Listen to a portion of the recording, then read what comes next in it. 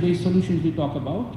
So those markets, or agriculture, or let's say clean cooking, these sectors where emission reduction is possible with the kind of financing support which will come from the carbon markets will not happen if we don't allow the offset market to grow. So there is a need for domestic offset market also to become larger.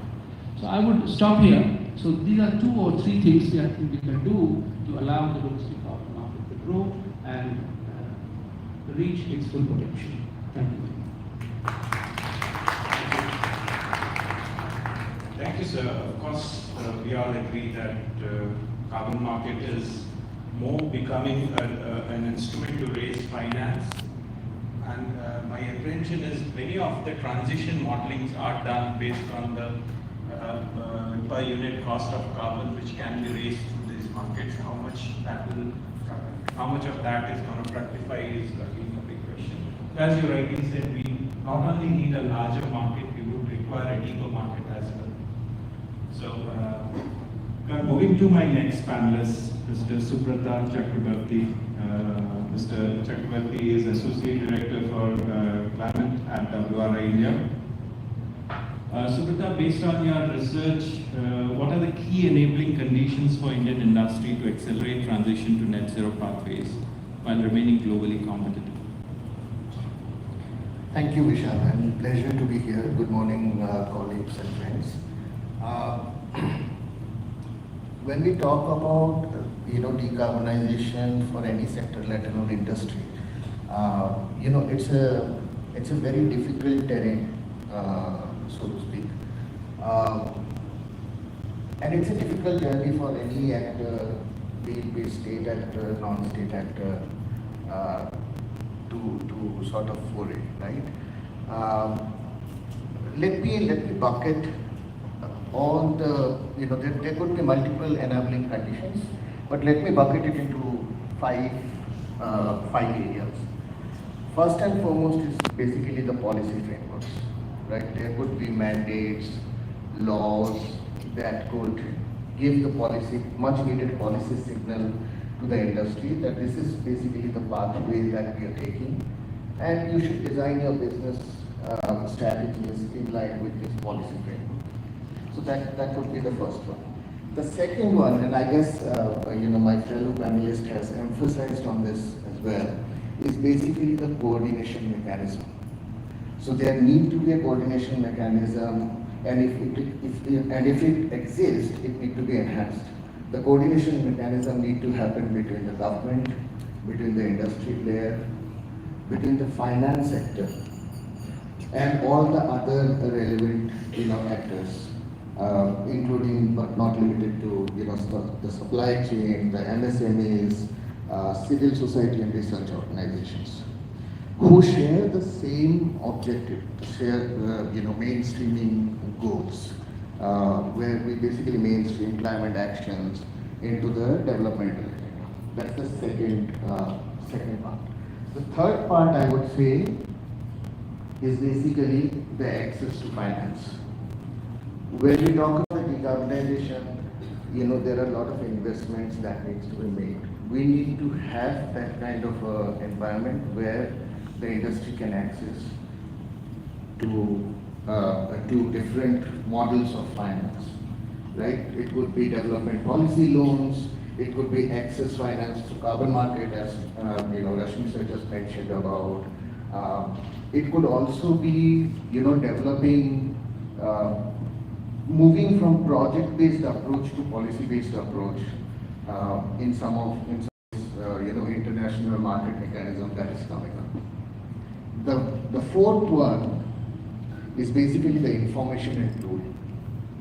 It's very important, and we have seen it in our experience. We used to have this amazing partnership with TERI and CII. It's called India THG program, and we have seen that peer-to-peer learning process really helps. So that is something that need to be promoted as much as possible. Last but not the least, the fifth part is basically sustained persistent leadership. That is very important. It needs to come from the government, also outside the government. Whereas government can basically help develop the strategies that align with the goal of decarbonization. Industry can also innovate in order to find out new ways as to how this decarbonization can happen. So we basically need both top-down and bottom-up approach for the decarbonization. But it will take some time. It will not happen immediately. I'll stop here and look forward to the discussions. Thanks, Subrata.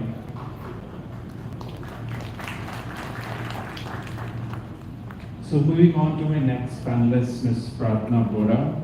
Ms. Pratna is Vice President Sustainability at Momentum India. Pratna, my question to you is, what are the major barriers that Indian companies face in setting and implementing science-based emission targets, and how these can be overcome? Thank you, Ashwan, and thank you, RIC, for inviting me. So I'm going to respond to that question as a practitioner.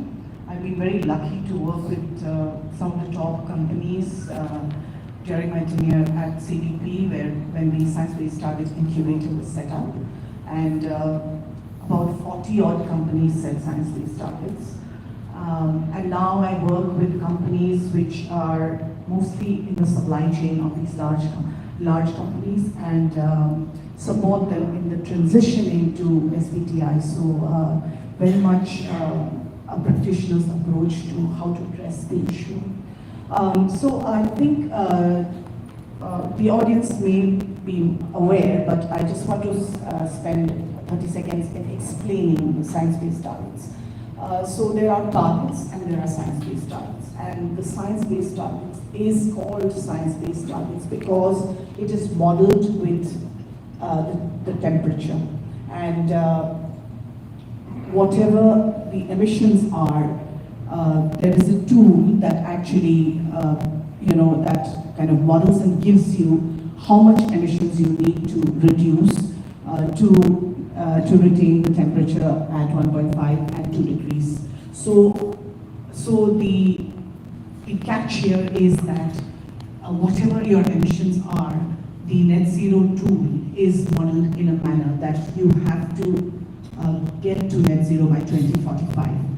And that is where the big challenge is, because as a country, we also have our own countrywide target, and how does one match it? So one way would be that we should encourage corporates to take the challenge and look at net zero by 2045, and look at models where this transition could happen, and champion the case to advance the net zero target.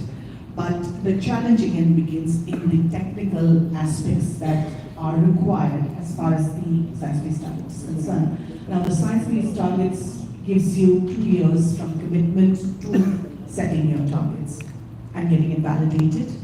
I think any company which is in the start of its journey in terms of setting these targets needs another 2 years before it actually looks at the science-based targets, which is why the way we approach it, we're looking at internal target settings initially, where you basically look at your initiatives, you look at what the peers are doing in terms of the sector, and then you figure out what is your internal target. So that is the beginning of your emissions reduction journey, decarbonization journey.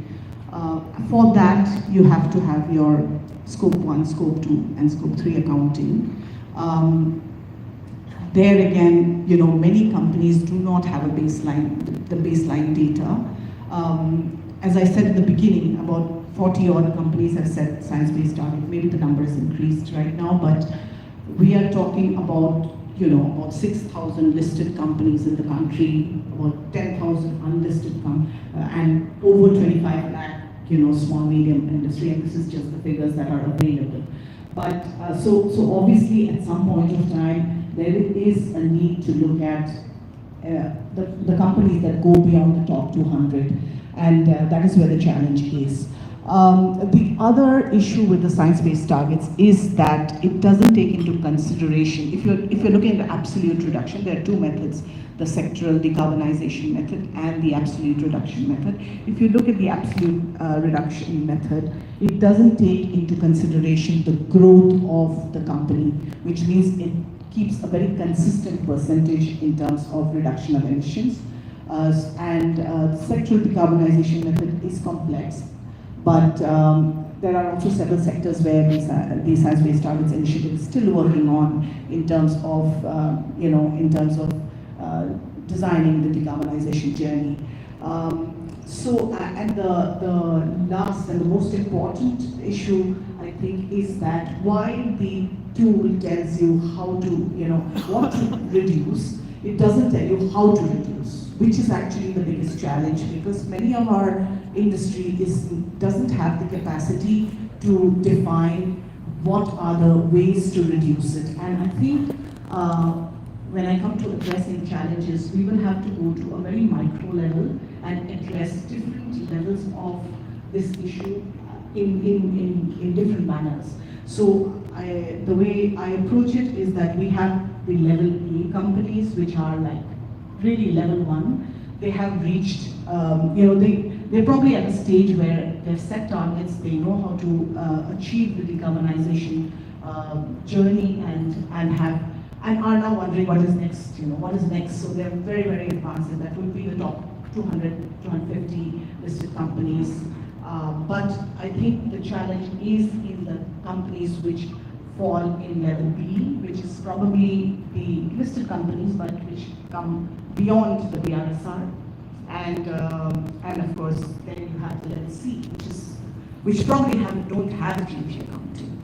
So I think different approaches, building capacity, I think is being mentioned by all the panelists, and also, a lot of training on the kind of data that is to be generated. But without that, I don't think we would be, let alone science-based targets. It won't be easy to get, even internal target setting in companies. Stop.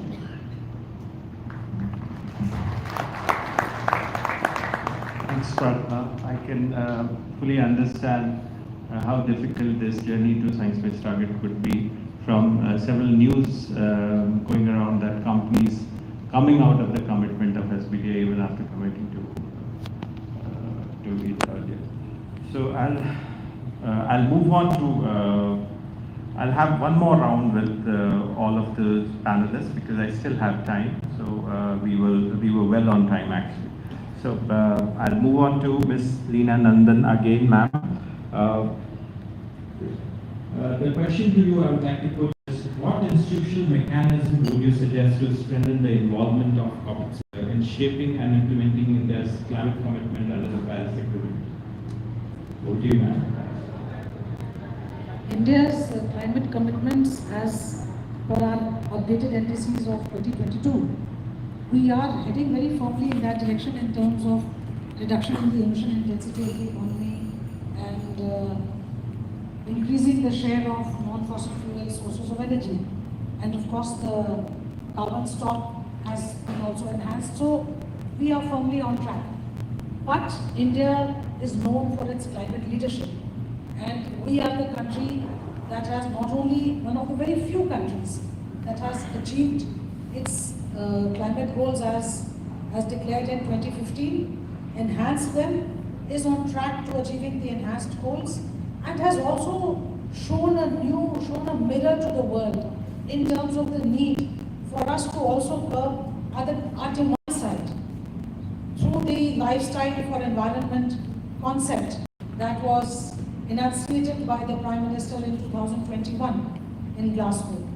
And that has resonated across the world, and that is something that was passed by the United Nations Environment Assembly last year in March 24, with all countries agreeing and adopting the resolution for moving towards sustainable lifestyles and living. How can companies become a part of this? How can they institutionalize it, not only within their systems, but also as groups of companies, sharing best practices, looking at very clear actionable targets, because it's all very well to subscribe to a philosophy, but whatever gets monitored gets done, and I think companies understand this language better than anyone else. So how can these monitorable indicators in terms of reducing the amount of water that we consume in our production, how much of the recycled material is being incorporated into our production value chain? All these and more, how much are we greening our systems? How much are we ascribing to the norms? Like, for example, the eco-mark rules that were notified by the Ministry of Environment last year. Undoubtedly, these are voluntary, and any company can choose to go for an eco-mark or not go for it, as the case may be. But the more we are inclined towards actually coming out with these kind of distinguishing features that would enable consumers at an individual and institutional level to distinguish which is a product and that is green, and then that is how they would be incentivized to pay that green premium. If we keep waiting for the market, it is a chicken and egg situation. So I think companies have to see that how they can take the first step. And India, and I say the in India, stands for inspiration, initiative and innovation.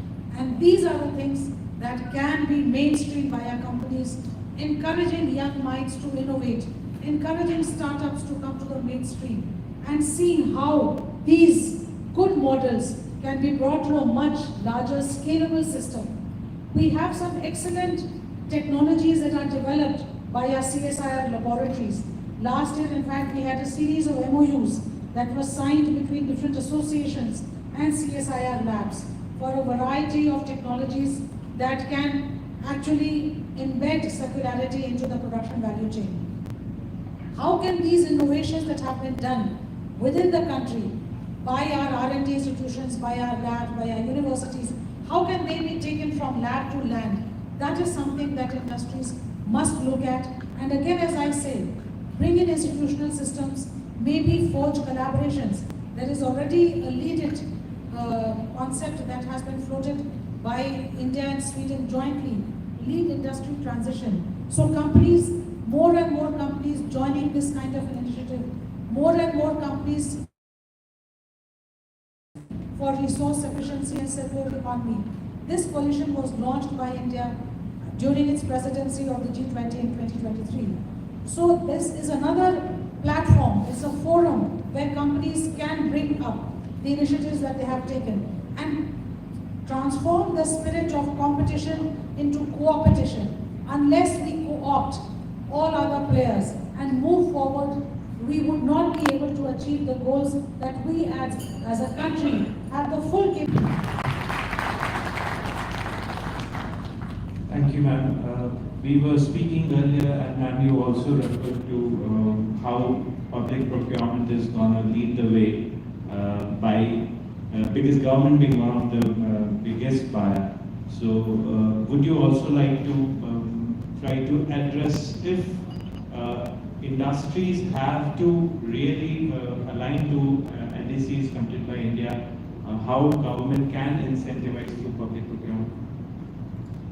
That's a very valid point, because we have to walk the talk, and walk the talk by government and industry together simultaneously, walking side by side, shoulder to shoulder, is the only way that we can achieve. Otherwise, it would be only so much of talk and discussion in conferences like this without achieving any tangible outcome. So the public procurement policy that government has, and in fact, steel and cement, government is one of the major institutional consumers of steel and cement, because our growth path envisages a lot of investment in infrastructure, and that is one way and one very clear window through which we can incentivize greening of steel and cement, and these have always been considered hard to abate sectors. So how government can bring this in, how financing instruments can be devised so that it becomes attractive for companies to actually invest in greening the systems and putting in more of scrap steel into the steel production. So this is the way that through the financial instruments that government has at its disposal and leveraging the different sources of finance. There are sovereign wealth funds, there are equity funds, pension funds, and each of these is not only willing but determined to put its money into the greening of the environment. So how do we tap this? Through bringing in some innovative instruments. That is something which I think government must talk to industry, and industry can come out with good solutions and approach government for bringing it into a structure. User. As far as India is concerned, as far as India is concerned, we are a growth economy.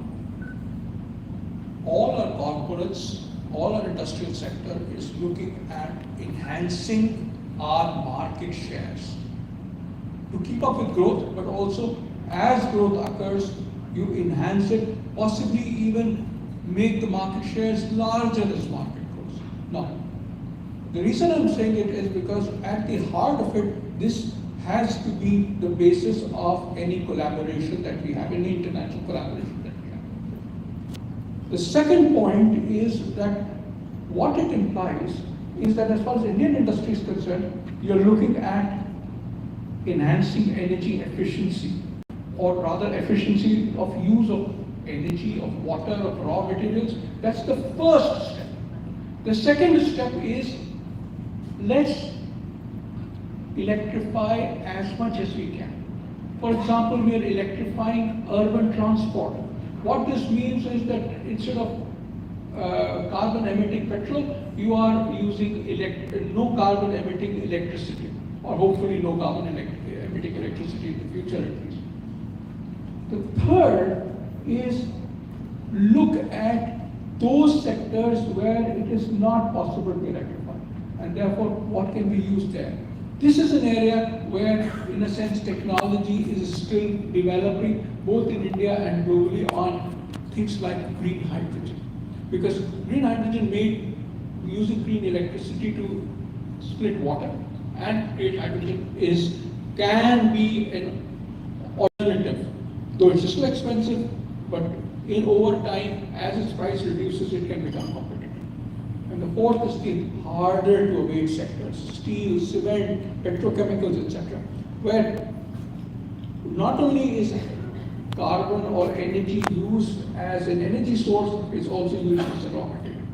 So I think it's good to look at international collaboration within this framework. Obviously, as far as energy efficiency is concerned, you're looking at the best in the game, and it is one-to-one relationships that can help. Because most of these companies internationally are starving for markets.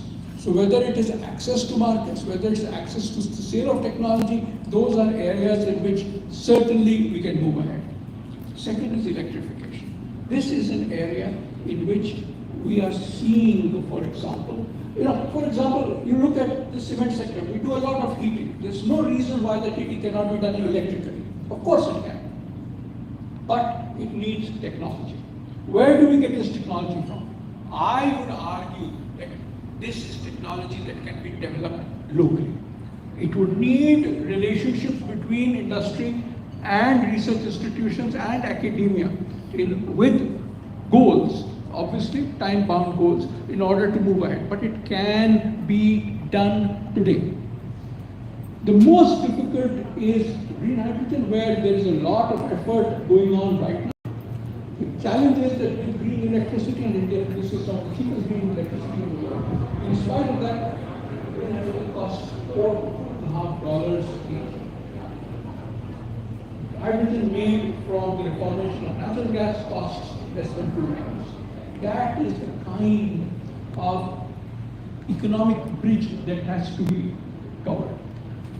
But on the first two, on the electrification and on the efficiency of use, those are areas where I think we need to look globally, and it is one-to-one relationships that can help in making us more energy efficient and electrify as much as possible.